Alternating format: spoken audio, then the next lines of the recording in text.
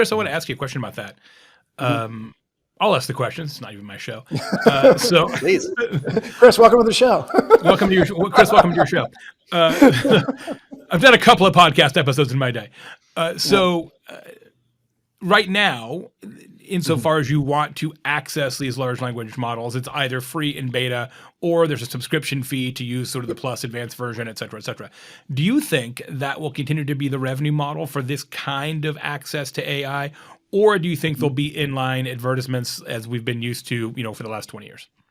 Well, I mean, I think the buzz is that ChatGPT 5 will put OpenAI in the first trillion with a T dollar valuation, that every man, woman, and child is gonna, well, not child, but you know what I mean, it's gonna have a $20 subscription. That's how it's rumored.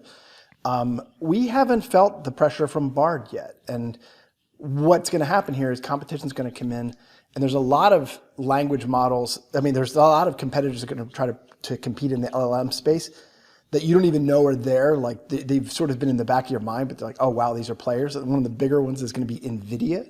And NVIDIA has something called Foundations. And what Foundations will do, it'll go to every company.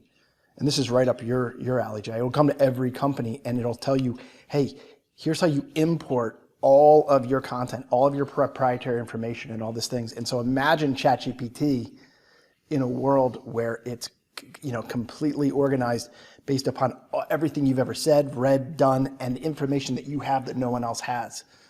So you have ChatGPT, which could literally stay in the subscription model. But as other competition comes in, I'm going to be anxious to see how the game changes. So almost a white label, like this is ChatGPT, but only for Oracle stuff. Seth Godin's doing it. Yeah. Ask Seth. Yeah. It's or just even for internal insights. It's like I would love to have, all of my internal chats, all of my everything, every article I've ever written, every proposal we've ever presented. If all of that appeared in there, and I could just simply ask questions about what's my average sales closing rate on proposals that have this feature. That's not public, but that's AI-driven insights that would be my mouth waters. That's powerful. Yeah, I mean, one of the things that you could already do is if you do chatpdf.com, it's already by OpenAI, chat with any PDF using the ChatGPT API.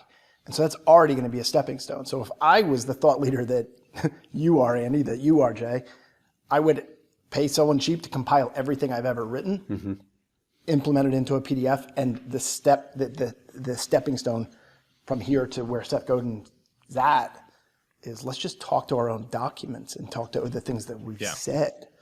It's going to be this fountain of like everything I've ever said. I was like, oh my gosh, I actually did say something pretty smart a while ago. Here's where it has value and how does it connect to today? There's going to be there's a lot of things coming that it's going to allow us to do things bigger, stronger, and faster. I can't guarantee it can be better because it's a sea of competition.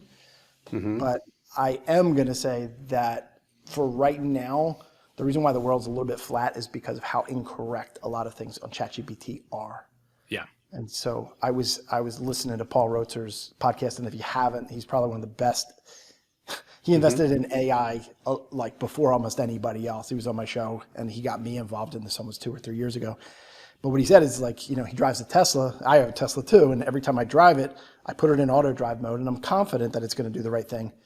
But even the car itself doesn't recommend that I take my hand off the wheel for very long. And so while this is going to give you a lot of power, the inaccuracies are very palpable and they're very real. And so you want to trust it, you want to gain benefit from it, but you don't want to over-trust it. Well, fortunately, we live in an era where accuracy doesn't seem to be as important as it used to. So it feels like it's, perfect time.